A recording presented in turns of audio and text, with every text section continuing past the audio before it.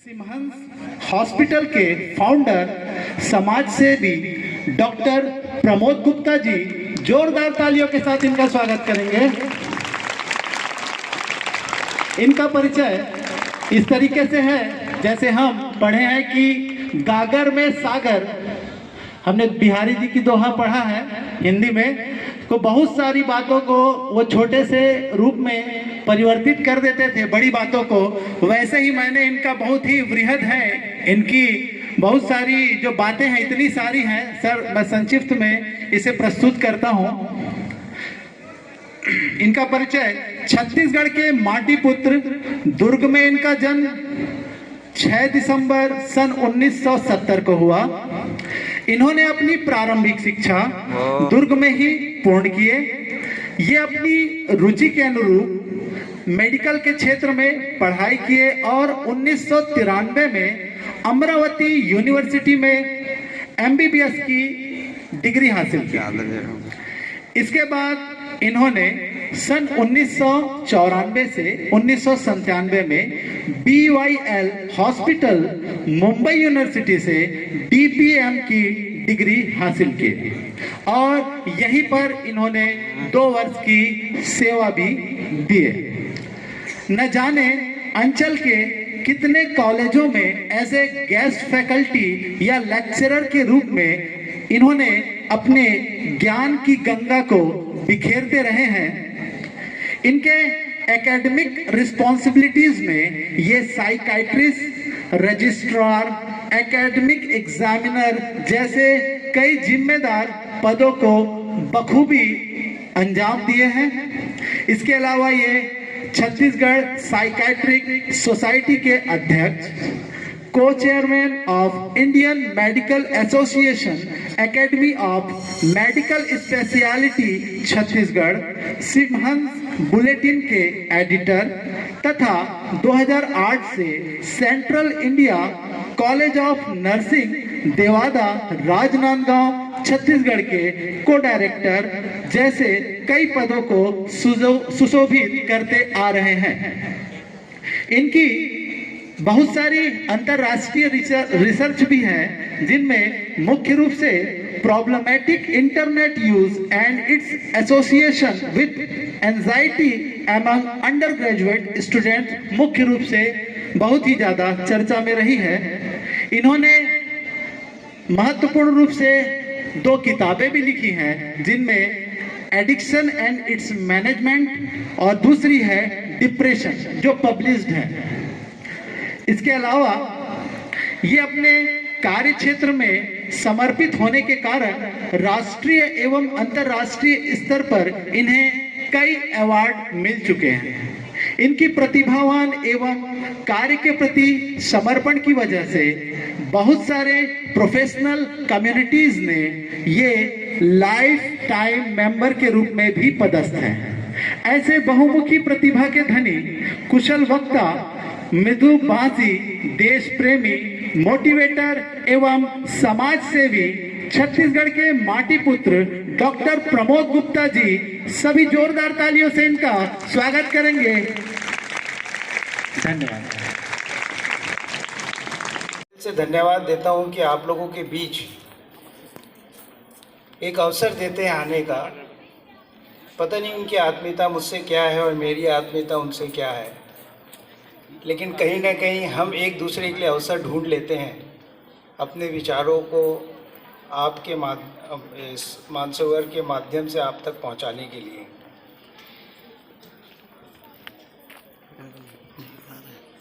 बड़े भाई बसंत जी एक शब्द रखा मेरे सामने और मैं उनके स्पीच को सुन रहा था। एक तो सबसे पहले स्पीच के बारे में कहूँगा, अच्छी इंग्लिश मीडियम के बच्चों का प्रोनाउंसिएशन इतना अच्छा नहीं है जितना सोनाली ठाकुर और अन्य बच्चों ने किया है। क्योंकि आप राज्य के कितने भी प्रतिष्ठित स्कूल को कहें, जहाँ पे हर बच्चे की एक चाहत और पेरेंट्स की चाहत होती है, मेरा ये मानना है कि वह उनका भ्रम है कि उच्च स्तर की स्कूल में पढ़ने से बच्चे होशियार होंगे और पेरेंट्स का जीवन आसान होगा। ये गलत है, ये भ्रम है। तो ये चर्चा भी करते करते मेरे दिमाग में आया कि निश्चित रूप से सोनाली, टीचर्स जो हैं एक प्रकार के हमारे माता पिता हैं।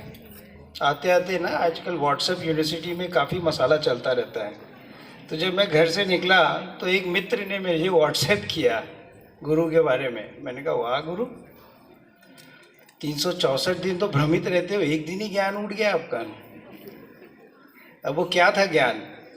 उन्होंने एक शब्द ऋण का इस्तेमाल किया। जैविक माता पिता के हम ऋणी हैं कि उन्होंने हमें संसार में लाया,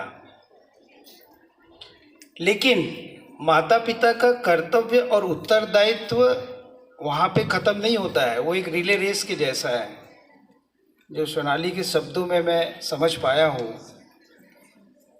कि टीचर जो है अगर बेहतर जीवन को बनाने के लिए मार्गदर्शक होते हैं। क्या होते हैं? बेहतर जीवन। जीवन तो सब जी रहे हैं, लेकिन बेहतर एक अच्छे जीवन को बनाने के लिए। इसीलिए मेरी नज़र में वो है सामाजिक माता पिता, जो एक ऐसा मार्गदर्शन देते हैं कि जो आज मैं आपके सामने यहाँ पे खड़ा हुआ हूँ, जो आज स्कूल की स्ट्रेंथ 700 के आसपास और मैं समझता हूँ पूरे स्टाफ को मिला के 900 के आसपास है, ये कहीं ना कहीं से मेरे टीचर का एक रूप है ये। और ये हर बच्चे की चाहत होती है, सिर्फ एक ही चीज़ रहता है कि फोकस रखना चाहिए।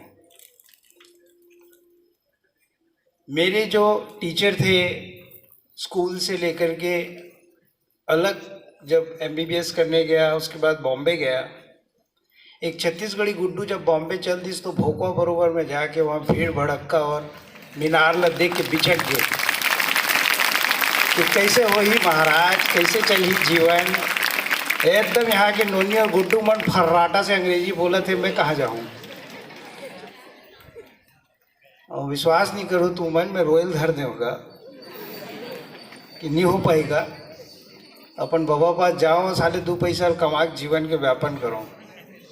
लेकिन एक अच्छा मित्र जो है और एक अच्छे टीचर ने मुझे सलाह दी, भाई प्रमोद ये बात को ध्यान में रखना, 130 करोड़ की आबादी में एक जैसा व्यक्तित्व, एक जैसी सोच, एक जैसा अपीयरेंस नहीं होता है किसी का।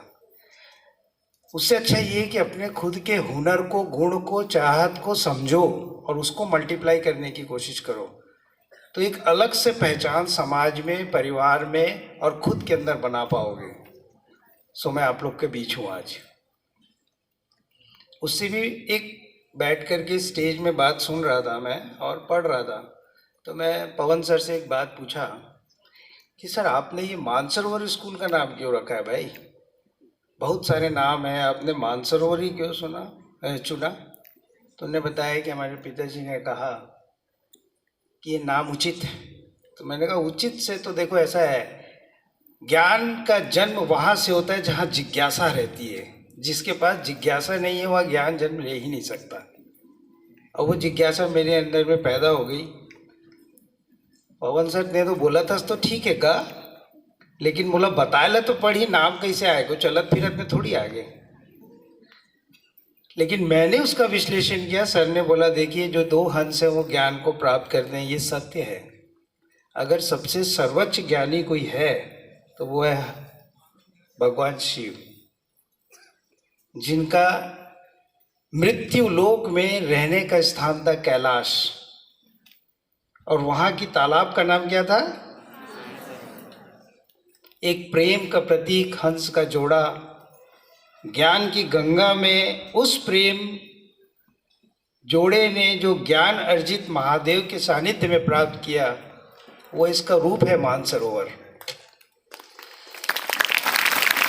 ये बड़ी आश्चर्य की बात है कि मैं मानसरोवर तक तो रुका नहीं, विद्यालय भी पढ़ा तो समझ में आया कि भाई कुछ तो गणित होगा यार। क्योंकि मेरे एक आदत है, मनोचिकित्सक के कारण अगर कोई बच्चा या मनुष्य मेरे सामने आता है और नाम को रखता है तो ये मेरा आपको अपने जीवन के तजुर्बे के आधार पे बता रहा हूँ, 60% उसकी पर्सनालिटी या उसकी सोच को मैं आंक सकता हूँ। अगर आप प्रमोद सुनते हैं, मनीष सुनते हैं, मनीष जी सुनते हैं, या वर्मा सर, विजय वर्मा सुनते हैं, जब आप ये नाम को सुनते हैं तो आप अपने आप में 60% उनकी सोच को, उनके व्यक्तित्व को समझने में आपको सरलता मिलेगी।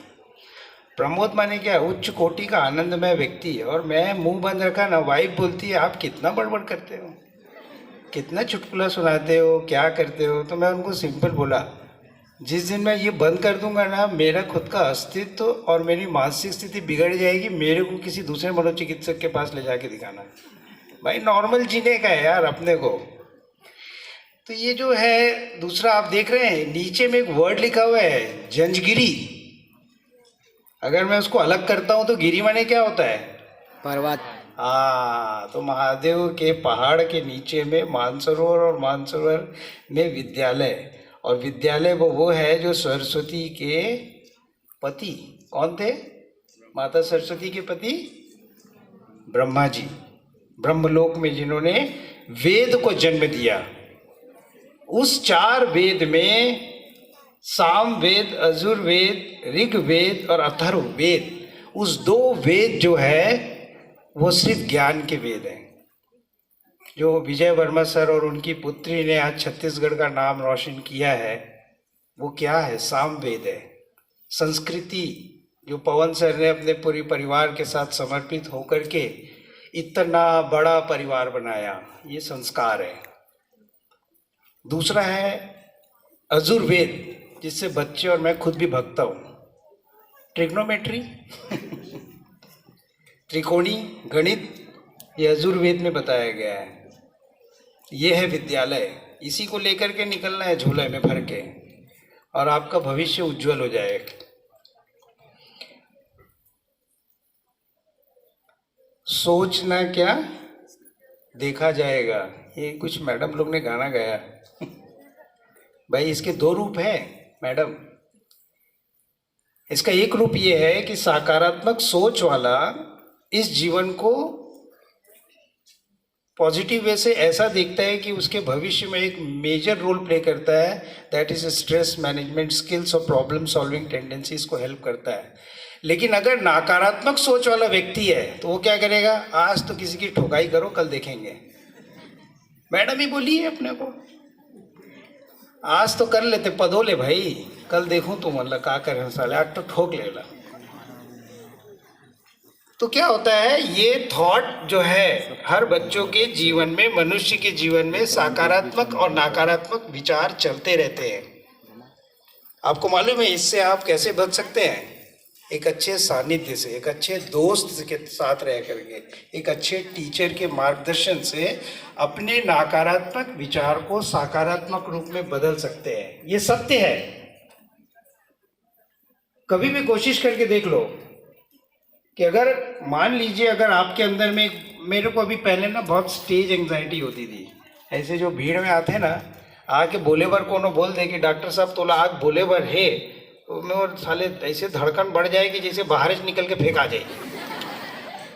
का हुई कैसे हुई, मोर कपड़ल कैसे देखी गुड्डू मन, सब मन हंसनी, क्लास में बच जाऊँ तो मोर अंग्रेजी ठीक नहीं, हिंदी ठीक नहीं, कैसे हुई। ये सोच सोच के मैं अपने लक्ष्य से दूर हो जाता था। जितना सोच के और पढ़ के आता था सब भूल जाता था। जिंदगी में पहली बार पिछली गवर्नमेंट के हेल्थ मिनिस्टर ने अनुपम खेर को बुलाया। आप विश्वास नहीं करेंगे, यही एक चिंटुकला प्रमोद अनुपम खेर के साथ 22,000 आदमी को एड्रेस किया। फिर मैं ऐसा सोचा कि ये कुछ चित्र से विचित्र तो नहीं हो रहा हूँ मैं।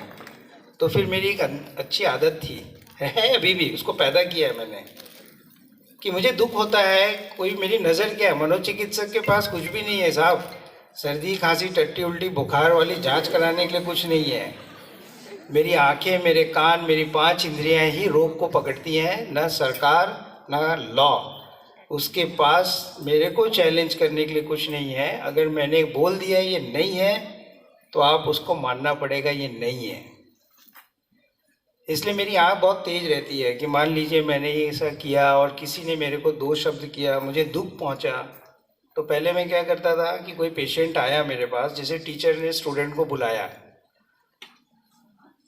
एड़ा रे काय पदवात रहते क्लास में, खाली एक जगह स्थिर नहीं बैठसते तो घेरे लगे करे, तो म्हातारी तोला समझाइज नहीं का घर में, no parents has taught you how to sit and what is etiquettes. साला बच्चे का ईगो तो बोले हनुमान के गदा से भी भारी है। इतना साज श्रृंगार करके आती हो मैडम और ज्ञान मेरे को बांटती हो, अपने गुड्डू को क्यों नहीं देखती? ऐसा बच्चा बोलता है भाई।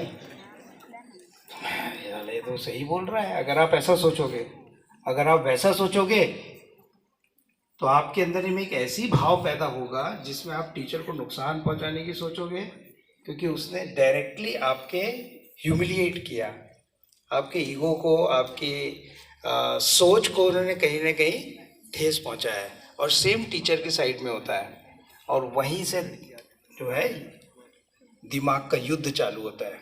अब देखता हूँ मैं तोला आह कल बताऊँ। पीटीएम में बुलाओ रहे इसके बाप को, माँ को, सब कर रहा है, गुड्डू अच्छा कर रहा है, लेकिन क्या बोलेंगे? गधा।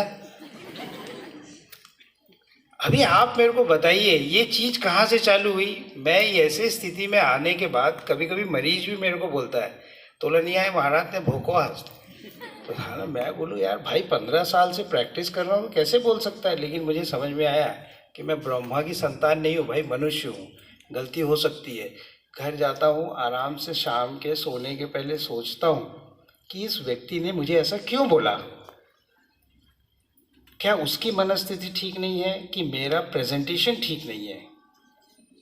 ये ऐसे नकारात्मक विचार, शब्द, वातावरण का जन्म कैसे हुआ?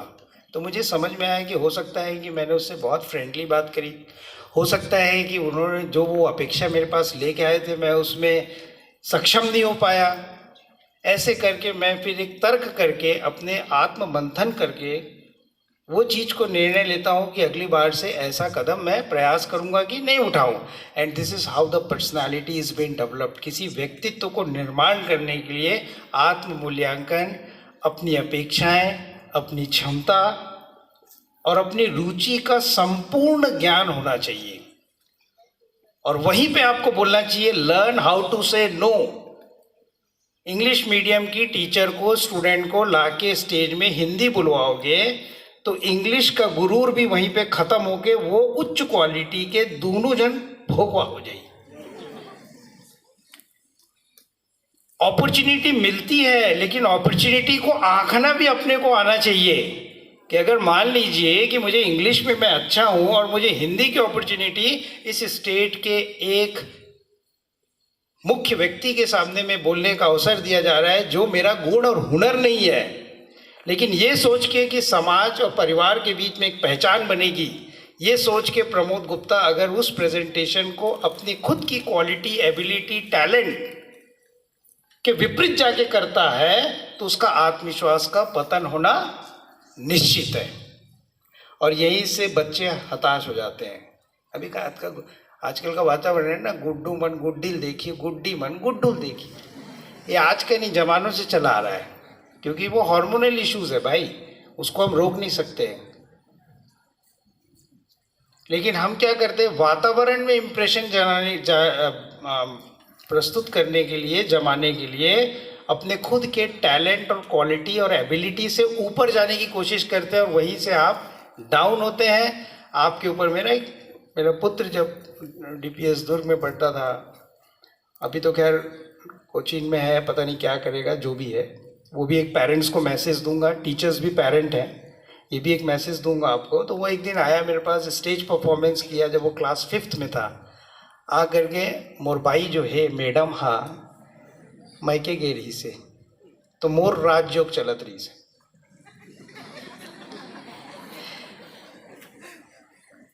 क्योंकि क्या है, जब वो आया और तकिया के नीचे मुंडी झुका के भयंकर टाइप से रोने लग गया, और मैं आया क्लिनिक से 5:30 बजे और कपड़े बदल रहा था, तो मैं देखा ये क्या हो गया इसको, रेमट बोहात है, आंसू बहात है, सुरसुरावत है, साली जैसे चूहा मन वो छुछुंदर चुचुट करते हुए इसने टाइप किया।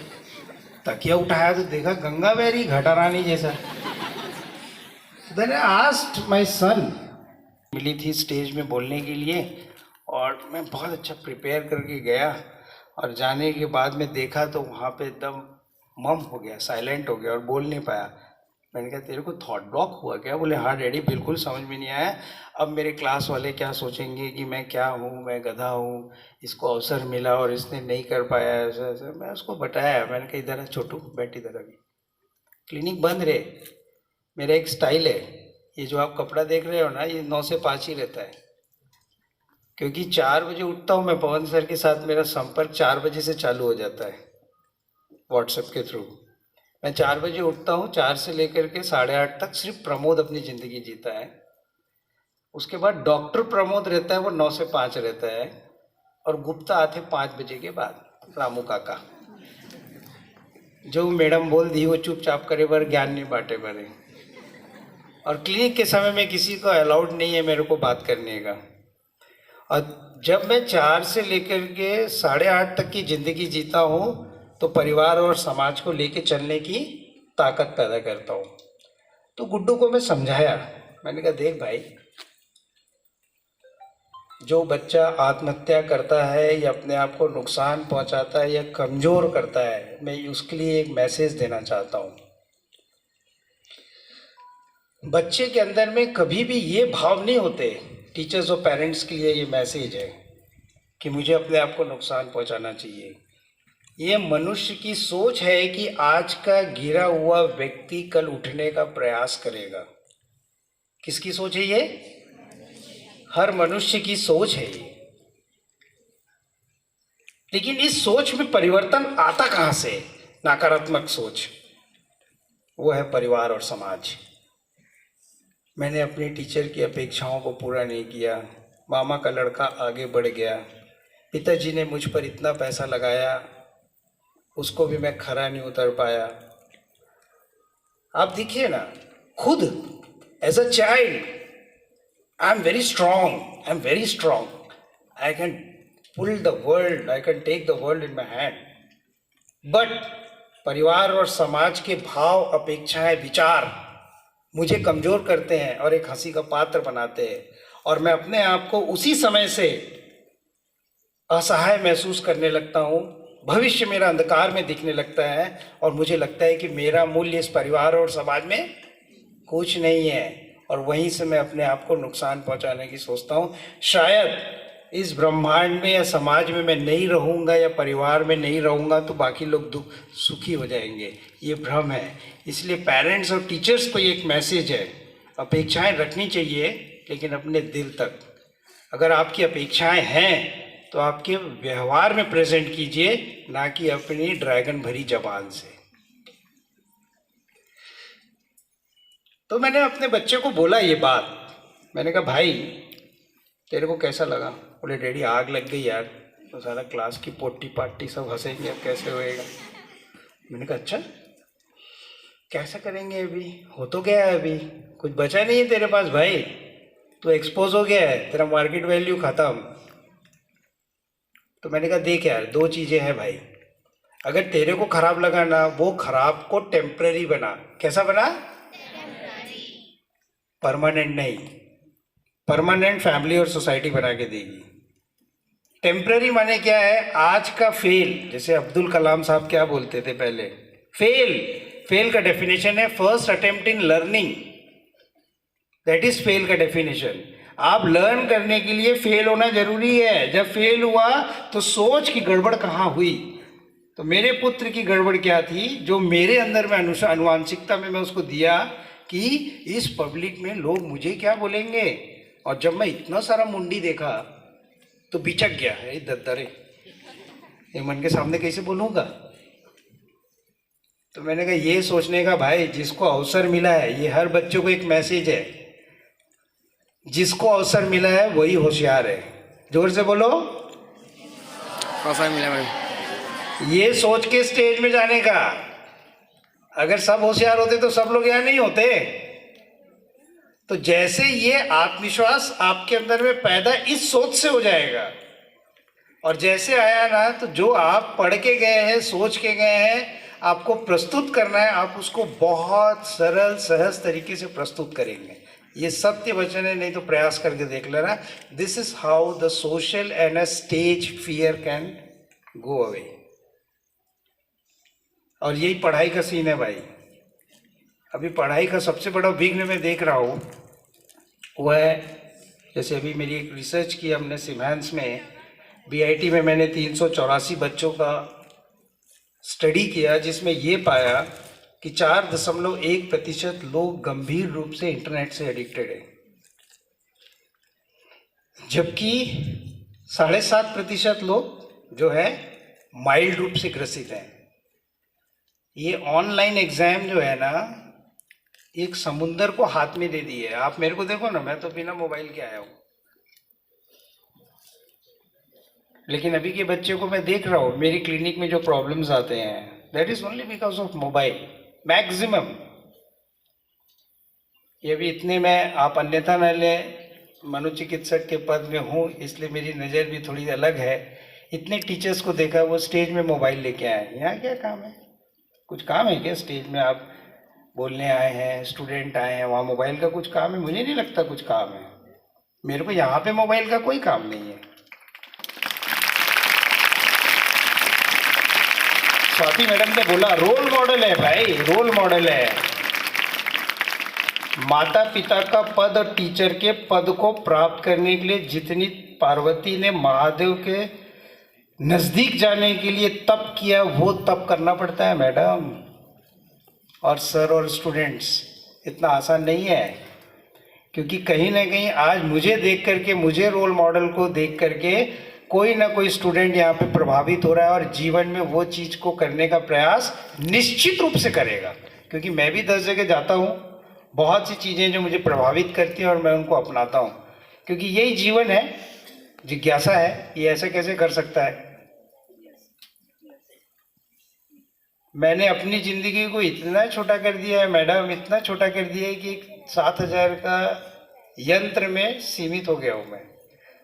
आज अगर साइबर वाले खोलेंगे ना तो प्रमोद गुप्ता का पूरा डेटा निकल जाएगा 1 सेकंड के अंदर। वो कितने बड़े यंत्र में है?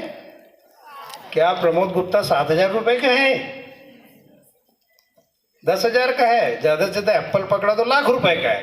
क्या लाख रुपए से सस्ता आदमी हूँ मैं? मेरे तक पहुँचने के लिए बहुत तप करना पड़ता है भाई। इसीलिए मेरा एक एडवाइस है कि मोबाइल डिटॉक्सिफिकेशन करना चाहिए। अगर 3 घंटे से ज़्यादा कोई भी मनुष्य मोबाइल के ऊपर स्पेंड करता है, वो एडिक्टेड हो गया है। चरस, अफीम, गांजा, भांग, ब्राउन शुगर, कोकेन, हशीश, यामो, कमांडर, तलब, सितारा, रेमडी, सुहाना, आशिकी, रजनीगंधा, तनुश्री, राजश्री, सूरज छाप, बंदर छाप, गोला, इससे भी ऊपर अभी आ गया है, इस नशों से भी ऊपर आ गया है एडिक्शन। वो है इंटरनेट और मोबाइल एडिक्शन। उसमें आपका कोई दोष नहीं है साहब। 3 घंटे से व्यक्ति अगर ज़्यादा सोशल मीडिया पे बिता रहा है पूरे 24 घंटे के अंतराल में, तो आप समझ जाइए उसको इलाज की जरूरत है। मेरे ग्राहक आज नहीं तो कल आएंगे, नाम याद रखना, डिस्काउंट मिलेगा। पवन सर का नाम, बसंत सर का नाम लेके आओगे तो उस दिन मेरे को समझ में आया कि आपको मालूम है जितने नशीले व्यसन पदार्थ हैं, जो रासायनिक पदार्थ उत्तेजित होते हैं हमारे मस्तिष्क के अंदर में, इस नशे को करने के बाद सेम आपको मोबाइल में मिलेगा। Dopamine, pleasure zone, mesolimbic tract pathway, ये सब इतने फटाफट एक्टिव होते हैं जितना मैं बाकी नशे में करता हूँ। फिर हम क्या करते हैं, उसको प्राप्त करने के लिए उस केमिकल को चेस करते हैं हम, ब्रेन मेरा, और मैं बार बार उस चीज़ को देखने का प्रयास करता हूँ। ये रिसर्च से पता लगाया गया है साहब कि साल भर के अंदर में 17,268 लोग उठते बरोबर कराग्रे के बदले क्या छूते हैं? मोबाइल। भाई जिसको तू हाथ लगाया वो नटवरलाल का टाइम बॉम्ब है। वो अमिताभ बच्चन की पिक्चर नटवरलाल, जो हमारे ज़माने के लोग देख रहे होंगे। आप लोग तो सब मैन्युफैक्चरिंग लोग हैं, हम लोग सब एक्सपायरी डेट में हैं। कभी भी आयरा पे हो के यहाँ पे माला टंग जाएगा। तो ये चीज को समझना चाहिए अपने को। 3 घंटे से ज़्यादा सोशल मीडिया, मैं एक सिस्टम को चालू किया ये सब देखने के बाद, डिटॉक्सिफिकेशन चालू किया मैंने। क्या चालू किया?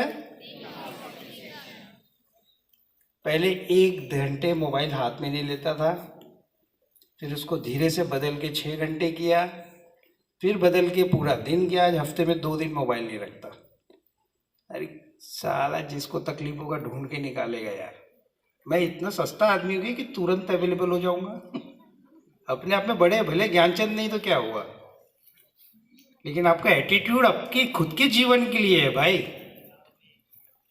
ये जो आप देखते रहते हैं ना, मोबाइल खेलते रहते हैं, ये ऐसे ही रहेगा। ये अभी देखो ना, मेरे को टीचर से बात करने में डर लगता है, अपनी वाइफ से बात करने में डर लगता है कि उसको इमोशनल लेवल पे मैं कहीं पे हर्ट तो नहीं कर दूंगा। लेकिन मोबाइल में क्या लिखता हूँ? I am sorry. खेल खलास।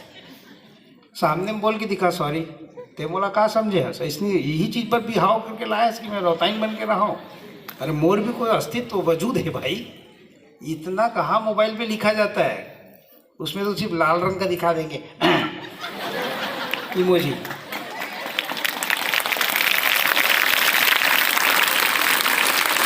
इसीलिए क्राइम, एडिक्शन और जो बच्चों के व्यवहार में परिवर्तन मिल रहा है, ये उसका परिणाम है। क्योंकि आप वर्चुअल वर्ल्ड पे जी रहे हैं। काल्पनिक दुनिया में कोई भी चीज़ आपको अच्छे रूप से नहीं मिलेगी, लेकिन उसमें बॉन्डिंग नहीं रहेगी, अफेक्शन नहीं रहेगा, केयरिंग नहीं रहेगी, एक्सप्रेसिव इमोशनल पावर्स नहीं रहेंगे।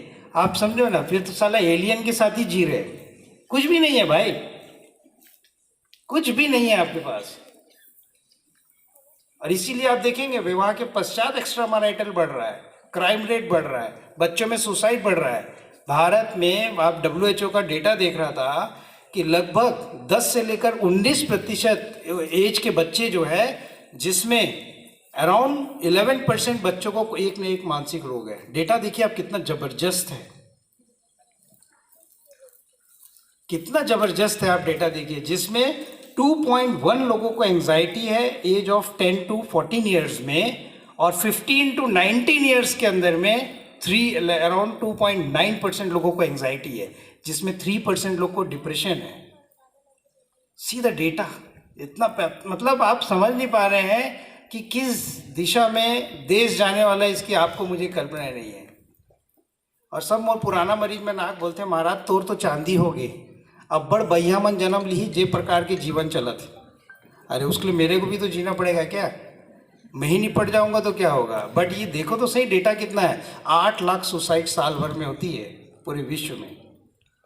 1 लाख सुसाइड इंडिया में होती है। And India is called as the suicide का कैपिटल, जिसमें एक रफली मेरे को आइडिया है, या मतलब आई कैन नॉट डॉक्यूमेंट, बट 29.4 19 टू लेकर के 26 ईयर्स ऑफ एज के यूथ नेशनल क्राइम रिकॉर्ड के आधार पे डेटा के अनुसार भिलाई में सबसे ज़्यादा आत्महत्या है। अभी SCRT का 10 दिन पहले पवन सर से बात हो रही थी, तो टीचर का अच्छा गाना आ गया, तो हमारा बातचीत रुक गई। SCRT ने अभी 1 हफ्ते पहले प्रोग्राम किया, जिसमें मैं national institute of mental health and neurosciences Bangalore, institute of behavioural and human sciences के बारे में इभास दिल्ली से, और मेरी संस्था CIMHANS central India institute of mental health and neurosciences एक मॉड्यूल तैयार कर रहे हैं टीचर्स के लिए, जिसका मास्टर ट्रेनर मैं रहूँगा। उन टीचर्स को warning science of suicide and addiction को पकड़ने के लिए मैं ट्रेनिंग दूँ। ज़रूरी नहीं है कि बाकी नशा कर रहे हैं आप, मोबाइल भी अपने आप में एक इतना खतरनाक नशा है, ये साइलेंट किलर है भाई। बाकी नशे में तो आपको चेहरे से दिख जाएगा कि कुछ घोचा चल रहा है, ऊपर तो समझेगा ही नहीं कहाँ किस लेवल पे कार्यक्रम चालू है। तो ये भी ट्रेनिंग के लिए है। अराउंड मेरे ख्याल से सर, जो मुझे याद है, गवर्नमेंट सेक्टर में अराउंड 40,000 टीचर्स हैं। एम आई राइट और रॉन्ग सर? इनको मास्टर ट्रेनर करके इनमें सेलेक्ट करके मुझे ट्रेनिंग देना है और उनको एक्सपर्टाइज करना है, और इनके लिए एक मॉड्यूल बनाना है। फिर वो लोग जा कर के बाकी टीचर्स को ट्रेन करेंगे। ये क्यों हो रहा है? क्योंकि state government is now alert and in fact central government also कि major problem that is mental health issues are coming in childrens less than the age of 19 years और टीनेजर्स। क्यों? कल सर एक चर्चा है, थोड़ा सा टॉपिक से हट के, लेकिन मैं टीचर्स और पेरेंट्स के लिए मैसेज दूंगा।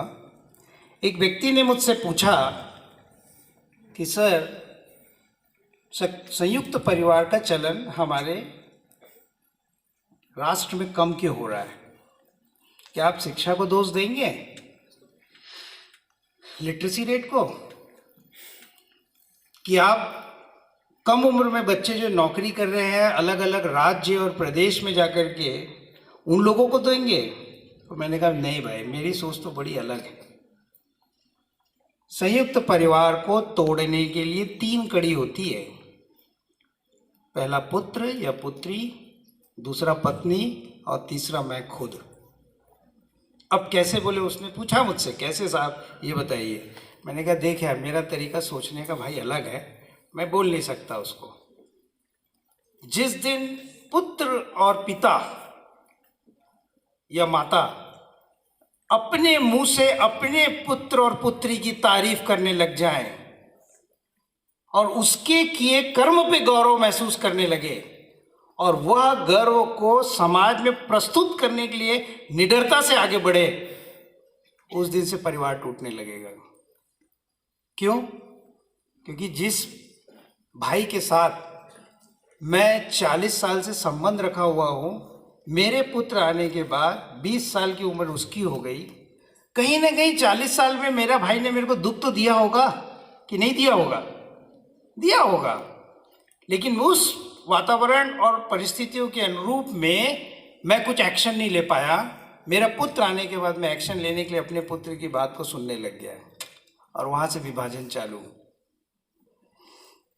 दूसरा पत्नी, ये कोई आदमी गलत नहीं है स्तर पे। अगर लीडर भोकवा है तो पूरी बैंड बज गई। लीडर कौन? परिवार का सदस्य जो मेन है, हस्बैंड हो गया या ग्रैंडफादर हो गया या फादर हो गया। पत्नी को ये गवाह नहीं है कि मेरे पति का या शिष्य का, टीचर को अगर कंसिडर करता हूँ, उसका अपमान मैं झेल नहीं सकता, तो मैं क्या करता हूँ, अपनी ऐसी घूटी पिलाने लगता हूँ, पत्नी पिलाने लगती है मेरे को कि देखो तुमको वो तो ये करते हैं, तुम्हारा पैसा ले लिए, तुमने हमेशा उनको हेल्प किया, उन्होंने क्या किया, और धीरे धीरे करके मैं निर्णय लेता हूँ कि भाई मेरे को अलग होने का है। अरे भाई, ज्ञान सबका होना है यार। फैमिली का लीडर हेड क्या करता है? सुनता है भाई, सब सुनता है, निर्णय अपना लेता है अपने तजुर्बे से। अगर कोई दूसरा मुझे चला रहा है तो फिर मैं कौन हूँ भाई? पुतली। और वहीं से विभाजन चालू होता है, भावनाओं पे, अपेक्षाओं पे, और ये सब हम अलग होते चले जाते हैं। इसीलिए बच्चे जो बाहर निकलते हैं ना, वो घर आने को देखते भी नहीं है, क्योंकि वातावरण ही सारा स्टेबल नहीं है। तो क्या करेगा आदमी? तो आदमी क्या करता है, राहन दे डोकरा डोकरी पैसा भेज दे, वृद्धाश्रम में भेज दे, सवाल पालेत रही हूँ मैं का है मोला का बजाए बन, मैं अपन बाइल देख के खुश रहूँ, गुड्डू मोर आगे बढ़ा तो चला दे। अरे इसके लिए नहीं आया भाई संसार में। ये चीज़ को समझना एक टीचर के लिए, पेरेंट के लिए बहुत ज़रूरी है। वर्क डिस्ट्रीब्यूशन जो टीम जो सर लेके चल रहे हैं, टुगेदरनेस, इफेक्टिवनेस, मैनेजमेंट, ये जो टीम का फुल फॉर्म है वही फैमिली है, वही फैमिली है। मेरा संयुक्त परिवार है, 14 आदमी के साथ रहता हूँ।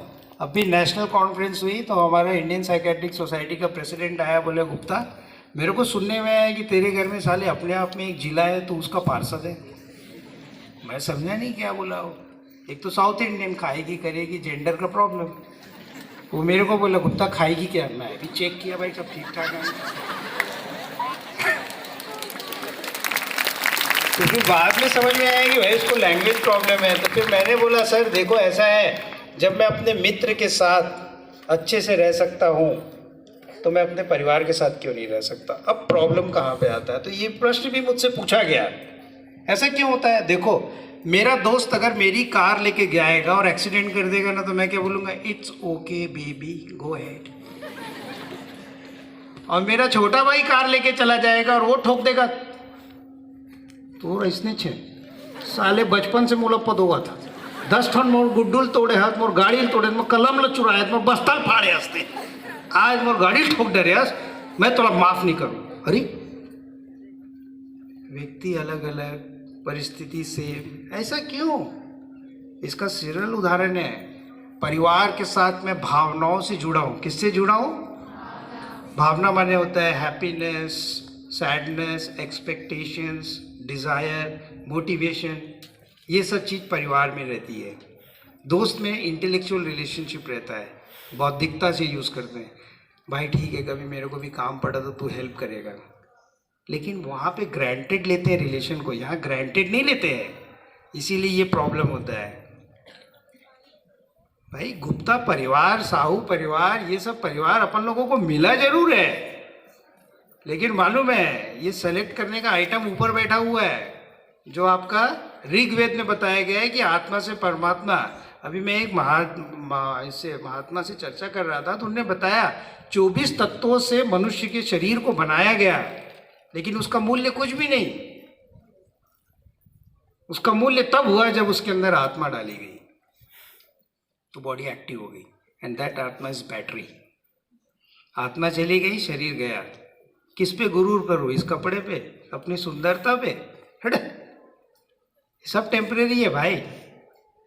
तो उस महात्मा की बात से मैं इतना प्रभावित हुआ कि आप देखेंगे पूरा खेल ही अलग है। ये सब जितना साथ सच्चा, भाई देखो ये नहीं बोलता भाई नहीं करने का, सब करने का अपनी बॉडी के लिए। देखो जो मनुष्य अपने शरीर का सम्मान नहीं कर सकता, अपने विचारों का सम्मान नहीं कर सकता, अपनी भाव का सम्मान नहीं कर सकता, अपने व्यवहार का आत्मूल्यांकन करके उसको समाज और परिवार के प्रति सही ढंग से प्रस्तुत नहीं कर सकता, उसका मानसिक स्थिति अच्छी नहीं रहेगी। यह निश्चित है, अस्वस्थता की ओर निश्चित रूप से जा रहा है। इसीलिए एक सवाल और उठता है हमेशा बच्चों में, ये पेरेंट्स और टीचर्स के लिए भी एक मैसेज है। सर ज़्यादा नहीं लूँगा क्योंकि सब लोग, गर्मी मेरे को भी लग रही है। कोट के अंदर से पता नहीं घटा रानी कौन सा रानी कहाँ से निकल रहा है, झरना समझ में नहीं आ रहा है, लेकिन मज़ा है रही है। बार बार नहीं मिलेगा भाई, टेम्प्रेरी है। पवन सर थोड़ी बोलेंगे डॉक्टर साहब आप यहीं पे आके देर भर खड़े रहो। तो इसका भी आनंद है। इसलिए ये जो बच्चे लोग बैठे ना यहाँ पे मस्तीखोरी कर रहे हैं, करना चाहिए, मैं उसके लिए नहीं करता, करना चाहिए। अभी नहीं करेगा तो कब करेगा? बुढ़ापे में करेगा तो बोलेंगे सठिया गया है। इसीलिए ना कोई बहू आके बोलती है कि डॉक्टर साहब मोरे यहाँ डोकरा बड़ पदोवत है, तो मैं डोकरा का इलाज नहीं कर रहा हूँ, बहू की इलाज करता हूँ। जो डोकरा लाइसेंस धरे है वो इसने गुड्डू मन उपद्रव का लाइसेंस धरे, मैं हाथारी मन का इलाज करता हूँ। माँ आके बोले डॉक्टर साहब मैं, हाँ अंग्रेजी में ऐसे आते हैं, पढ़ी लिखी मदर है ना आजकल। हो doc, my son is so problematic, he doesn't listen to me, whatever I say he just deny everything and make such faces I can't express। तो मैं महातारिक देखता हूँ, मैंने कहा भाई तू बच्चा निकाली कि रॉबर्ट, कि तू जो बोलेगी सीटी मारी तो उड़ जा बैठ जा। वो कौन सी पिक्चर है थी चिंकी वाली, चीटी, चीटी बनाया वैसा निकाला है क्या? भाई अगर ऐसा होता तो दशरथ भगवान भी 4 आइटम निकाले, चारों राम निकलते। सब अलग अलग है भाई, आराम से लेने का ना। अभी खुद को कल एक महतारी आई मेरे पास, वो बोलते हैं मोर गुड्डू मोर बात कर सुने दिन भर। अरे उसको झाड़ू पोछा बर्तन करना है, अपने पति के लिए टिफिन बनाना है, तो बच्चे को मोबाइल दे दी, ले खेल डोरेमोन। अब वो डोरेमोन से बड़ा मोन हो गया है तो महतारी लग थे गुड्डू पदोवा थे। अरे बीच तो तीन ही बो है इसका। तो ये चीज़ समझना पड़ता है madam. Role model, father as a parent also, I also play a major role in my life and my family in for society. इसको अंडरस्टैंड करना पड़ेगा क्योंकि बहुत लिमिटेड लाइफ है और एन्जॉयमेंट बहुत कम है। उसको अपॉर्चुनिस्ट होके ना हैप्पीनेस को खींचने का अपने पास और मज़ा मारने का और चल देने का। हाँ यही लाइफ है। किसी के ऊपर क्या इंप्रेशन जमाऊंगा जब मेरे खुद के अंदर। मालूम सुल्तान पिक्चर की एक डायलॉग में भूलता नहीं साहब, सुल्तान को कोई हरा सकता है तो कौन? खुद सुल्तान, सिर्फ सुल्तान। तो प्रमोद को कोई अगर चैलेंज कर सकता है तो सिर्फ प्रमोद। काकरो बबर ददम दमनी के आँख मोलक खुजाही, जब तक मैं उमल्लक खुजा एक मौका नहीं दूंगा। इसीलिए एक बच्चे का कर्तव्य बनता है कि टीचर को भगवान के रूप में न देखे, उसको उस रूप में देखे। उसके लिए ललाहित रहनी चाहिए कि भाई ये इसके पास बहुत प्रॉपर्टी और माल रखा हुआ है, वो है ज्ञान का। इसको प्राप्त करके शायद हो सकता है कि मेरी लाइफ अच्छी हो जाएगी। और टीचर से अच्छी चीज़ों को अपनी तरफ में लेना चाहिए, अपने पेरेंट्स से लेना चाहिए और अपने जीवन को एक अच्छा उज्जवल ले जाना है। हाँ, दूसरा एक इम्पॉर्टेंट है, डाइट इम्पॉर्टेंट है बच्चों के लिए। विटामिन B12, मैग्नीशियम, जिंक, ये एंटी डिप्रेसेंट्स हैं। बनाना जिसमें आइनोसिटॉल रहता है, एंटी डिप्रेसेंट है। हर बच्चों को खाना चाहिए ये, तो आपका मन उत्तेजित रहता है, प्रफुल्लित रहता है, एकाग्र रहता है और आपकी याददाश्त भी तगड़ी हो जाती है। भूखे पेट भजन ना होए गोपाला। खाओगे पियोगे, एनर्जी रहेगी तो खोपड़ी चलेगा, ग्लूकोज ब्लड ब्रेन बैरियर को क्रॉस करेगा तो फोकस अच्छा होगा। Focus multiply by 2 becomes attention, attention multiply by 2 becomes concentration, concentration multiply by 2 becomes thinking, thinking multiply by 2 becomes your memory, and memory को वापस रिवर्ट करना is your intelligence question, IQ। तो अपना main मुद्दा रहना चाहिए फोकस कैसे रहे। जहाँ रुचि है वहाँ फोकस है, जहाँ रुचि नहीं है वहाँ फोकस नहीं। ये चीज़ को ध्यान में रखना है कि डाइट बहुत इंपॉर्टेंट है, sleeping habit should be good. आपका बायोलॉजिकल सर्काडियम रिदम होता है, क्लॉक होती है, उसको बराबर से फिट करके रखने का। मालूम है, मैं कभी ज़िंदगी में नाइट स्टडी नहीं किया। आज के बच्चों को ये मैसेज है। हम लोग का ज़माना सूर्यवंशी का था, आज के बच्चों का ज़माना चंद्रवंशी है। डैडी 12 घंटे पढ़ाई किया रात के में, अरे बप्पा, प्रकृति के विपरीत जाने वाले का ज्ञान कभी अच्छा हो ही नहीं सकता। जो ज्ञान अर्जित होता है वो दिवस में होता है। इसलिए आज के बच्चे जो नाइट स्टडी करते हैं ना, दैट इज़ नॉट हेल्पफुल, क्योंकि मैक्सिमम हॉर्मोन्स जो है 1:30 या 1 o'clock से लेकर के 4 o'clock के बीच रिलीज होती है। आप उस हार्मोनल चेंजेस को, बॉडी के बायोलॉजिकल चेंजेस को अगर हैम्पर रोकने की, बाधाएं पैदा करने की कोशिश करेंगे तो विकृति का जन्म हो जाएगा। इसलिए try to sleep at least 8 hours, 9 to 9:30 सो जाने का, ये डिसिप्लिन लाने का। मैं तो सो जाता हूँ, आपको मैं बताऊंगा तो हिल जाओगे आप। मैं 8:30 के बाद तो किसी की बाप की नहीं सुनता। अगर मेरे को रिसेप्शन में जाना रहता है ना, मैं 7 बजे सोता हूँ, 8:30 बजे उठता हूँ, लिफाफा देता हूँ, फिर आके 9 बजे सो जाता हूँ। 7 से 8 मिनट के ऊपर मैं कहीं रुकता नहीं। खाना 5 बजे के बाद नहीं खाता मैं। अरे पहले मैं जीऊँगा तब तो समाज और परिवार को जियाने लगूंगा। लेकिन हमार भारतीय संस्कृति में हमर बाई मन, हमर मतलब मोर बाई मन, मैं अपने पति के लिए और बच्चों के लिए कौन मंगाए रे तेरे से। खुद अपना साल भर जीवन भर तपस्या करके हमको गाना सुना सुना के पका डालेगी। अरे पगली, अपनी जिंदगी तो जी ले, तू तभी मेरे को जीने देगी। एक तो खुद नहीं जी रही है और मेरे को भी कस रही है।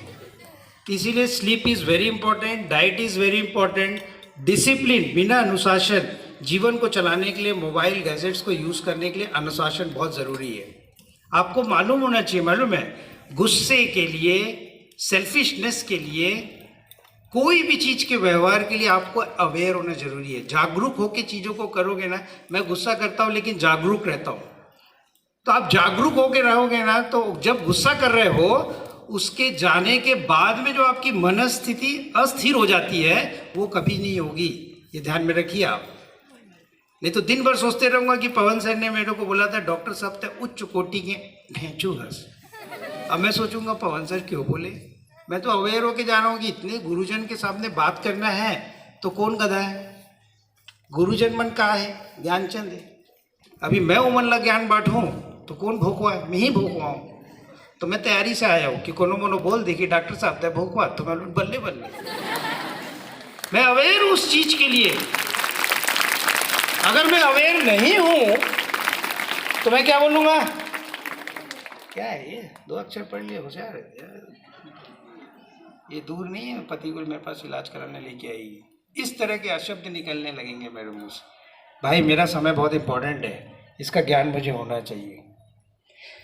थर्ड इम्पॉर्टेंट है discipline of mobile, TV serials. ऐसा नहीं होना चाहिए कि आप टीवी सीरियल देख रहे हो और बच्चों को बोल रहे हैं कि यूज़ नहीं करो। भाई घर पहुंचा ना, prayer time, dinner time, school पढ़ाई का टाइम, गेस्ट आते हैं उस टाइम गैजेट्स इस्तेमाल करने के ही नहीं। पाउट बना ले, फोटो खींच ले, ये कुछ काम नहीं आएगा बड़े भाई। इससे भी मेंटल डिसऑर्डर हो रहा है। तुम समझत नहीं हो, जतका करे थो ना मोरे दिवाली हुआ थे, पैसा पैसा आए दे विचार करो तो मैं आ ही महाराज अब्बड़ बन तैयार हुआ थे। इसीलिए स्वस्थ रहिए, मस्त रहिए, तंदुरुस्त रहिए। तहे दिल से इस संस्था के हर व्यक्ति के उज्जवल भविष्य की कामना करता हूँ। पवन सर से उम्मीद करता हूँ कि एक समय ऐसा आएगा कि जिस तरह हर ईंटे से जोड़ जोड़ करके उन्होंने स्कूल को यहाँ तक पहुँचाया, आगे चल के इसको एक टीचिंग इंस्टीट्यूट बनाएं, बीएड, डीएड और एमएड चालू करें, ताकि इन बिल्ट अपने को स्टूडेंट और अच्छे क्वालिटीज़ के अभी भी है ऐसा नहीं बोल रहा हूँ, लेकिन टीचिंग वाले टीचर्स जो रहते हैं उनके अंदर एक अलग भाव रहते हैं, क्योंकि वो खुद भी सीखते हैं और दूसरों को सिखाते हैं। ये उम्मीद करता हूँ इस संस्था के लिए आपने मुझे यहाँ पे बुलाया, विचार व्यक्त करने का अवसर दिया। इसीलिए इस प्रांगण के हर व्यक्ति, कलीम सर ने जो मुझे इंट्रोड्यूस किया, मैं तहे दिल से धन्यवाद देता हूँ, शुक्रगुजार हूँ। आपने धीरज से, धैर्य से मेरी बातों को सुना। उम्मीद करता हूँ कि कहीं ना कहीं आपके जीवन में मैं एक रोल प्ले करूँगा, मेरे शब्द रोल प्ले करेंगे। धन्यवाद। जय हिंद।